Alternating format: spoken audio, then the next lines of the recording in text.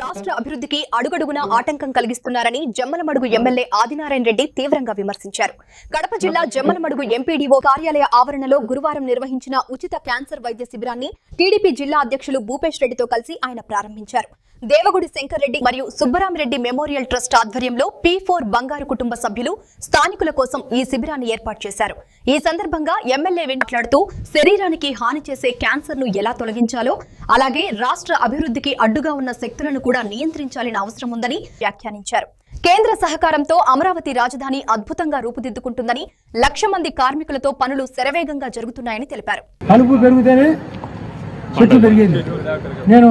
మన వెంకయ్య నాయుడు గారికి చెప్పినారు సార్, మంత్రి అయినప్పుడు కోచింగ్ పోయినా 2019 7 ఏళ్ల కిందట.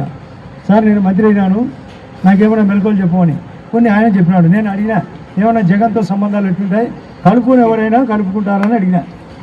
ఆయనండి కలుపుకుని ఎవరైనా అంటే ఆయన కూడా అర్థం కాలే, అంటే కలుపుకొక ఎవరైనా కలుపుకుంటారా అని.